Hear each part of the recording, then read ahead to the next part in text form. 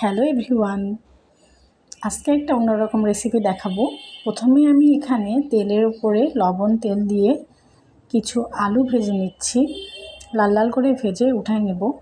এবার আমি এখানে একটা বেসন আর আলুর ডো বানিয়ে নিয়েছি, সেটাকে আমি ছুরি দিয়ে পিস পিস করে কেটে নিচ্ছি।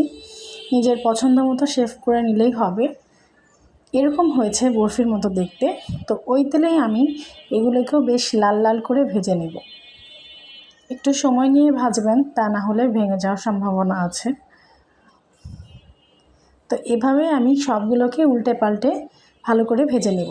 ভাজা হয়ে গেলে উঠে নিচ্ছি। ওই তেলেই এবারে আমি তেজপাতা আর দারুচিনি ফোড়ন দিয়ে পেঁয়াজ দিয়ে দিলাম। তার মধ্যে আমি 1 টেবিল চামচ আদা রসুন বাটা দিয়ে ভেজে নিয়েছি। এবারে ধনিয়া, জিরে, হলুদ আর লাল মরিচের গুঁড়ো দিয়ে কষে নিতে হবে। তারপরে টমেটো আর লবণ দিয়ে বেশ ভালো মতো অনেক সময় ধরে কষে নেবে, ততক্ষণ পর্যন্ত তেল উঠে না আসছে। এবারে আমি 2টা কাঁচামরিচ দিয়ে দিলাম আর সেই ভেজে রাখা আলুগুলো দিয়ে সময় নিয়ে কষে নিব। তেল উঠে আসছে, মশলা থেকে তেল ছেড়ে দিয়েছে। এবারে আমি আবারও 2টা কাঁচামরিচ দিয়ে দিলাম আর পরিমাণ মতো পানি দিলাম। পানিটা এখানে বুঝে দিতে হবে। তো এখন পানিতে বলক চলে আসছে। এবার আমি ধোকাগুলো দিয়ে দিব, দিয়ে আলতো হাতে বেশ নেড়ে চেড়ে দিব সময় নিয়ে। এবারে আমি দিয়ে দিচ্ছি গরম মশলার গুঁড়ো।